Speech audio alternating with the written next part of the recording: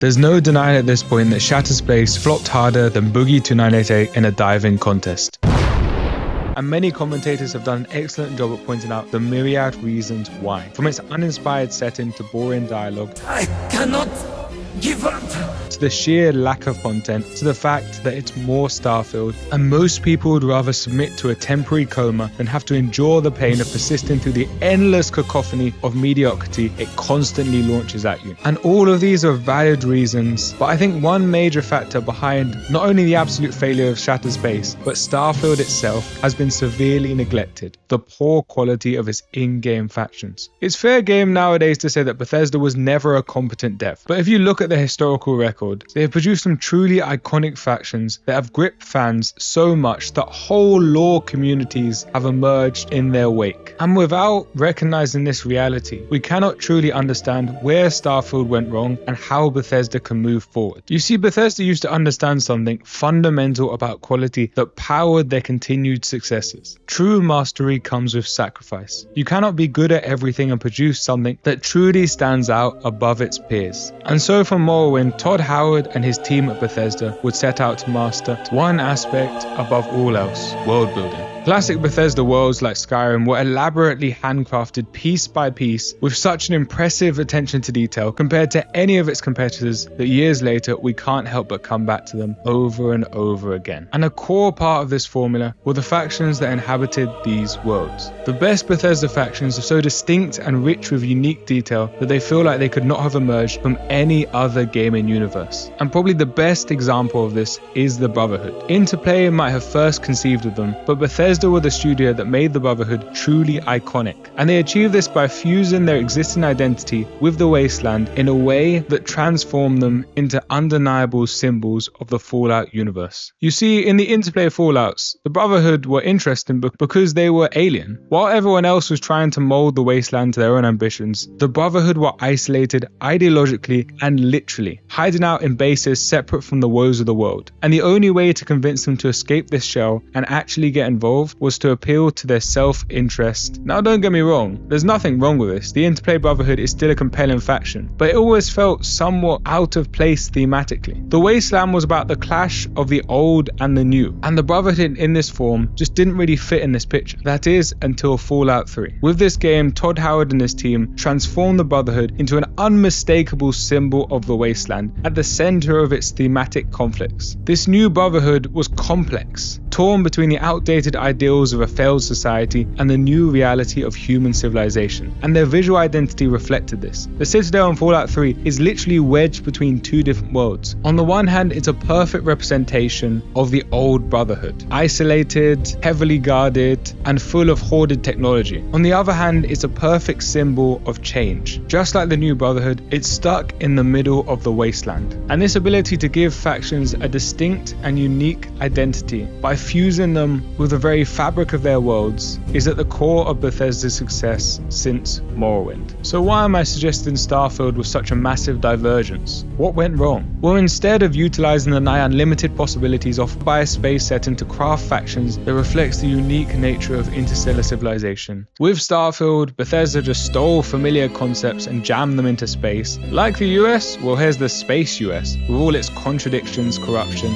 and superiority complex. Like cowboys, well, here's space cowboys. Like pirates, well, here's space pirates. And like corporations, well, no one likes corporation, but still here's a space corporation. This lack of distinctive quality makes it nigh impossible for us to actually care about anything going on with these factions or in the Bethesda universe. And I think the lack of a lore community for Starfield is perfect proof of this reality and how different it is from their previous approach. And this is a genuine shame because Starfield has some of the most interesting faction missions in Bethesda history from a design perspective, which, to be fair, like winning the pole vault against a bunch of dwarfs, is a pretty low bar. And Shattered Space took this already low standard and threw it into the abyss. House Faerun, the main faction in Shattered Space, a religious cult in service of a mysterious cosmic being known as the Great Serpent, could have been Bethesda's opportunity to explore interesting questions about the cosmos and our place within it. But instead, it turned into an exercise in sheer mediocrity with less creative vision than a blind interior designer. You see, Varun's so-called civilization is clearly naught but a collection of uninspired, unfinished ideas cobbled together without much thought. At first glance, the peoples of House Faerun might somewhat stand out from their settled system counterparts. They slaver their faces with ashy makeup and go on about the Great Serpent. Great Serpent himself, serpent willing, serpent. More than... But if you start to explore Varun on a deeper level, the whole facade Bethesda has generated begins to break down. Coating your face in obscure makeup is just called being non-binary. Not exactly unique, and their religion makes Scientology seem like a developed belief system. Bethesda never actually makes it clear what worshipping the Great Serpent actually entails and what was so compelling about it that anyone would convert in the first place. You see, every real-world religion I'm aware of has a rulebook that affects how its adherents live their life, from the big things like how do they approach relationships and marriage, to the small things like food, cleanliness, and women's rights.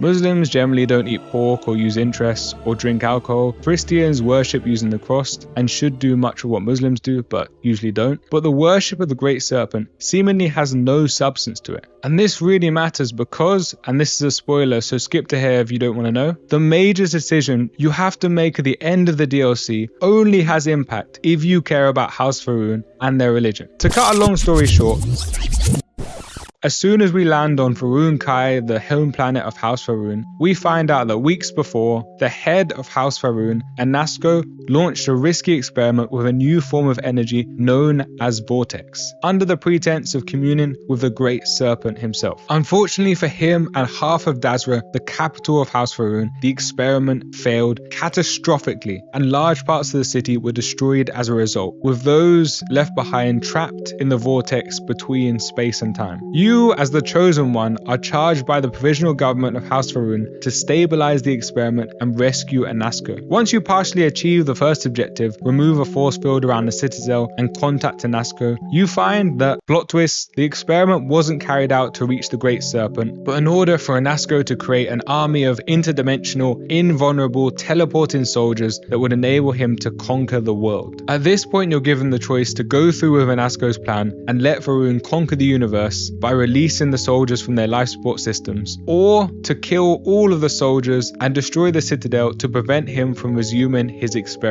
On paper, this isn't a black and white good versus evil choice like with Megaton. It's a classic clash of values, extremism versus moderation and isolationism. But because Bethesda put zero effort into making the followers of the Great Serpent seem anything but mental, there is literally no reason for the player to back Anasco unless they actively just want to cause chaos. Because if you're given no reason to sympathize with the religion of the Great Serpent, taking the lives of those soldiers is objectively the better option than letting them go free and plunder the entire known universe. So what could have been a challenging decision turns into a black and white one because of Bethesda's poor world building. And I hope the reception to Shattered Space is the slap in the face Bethesda need. Like and subscribe if you enjoyed the video, and let me know if you think this is rock bottom for Bethesda or not.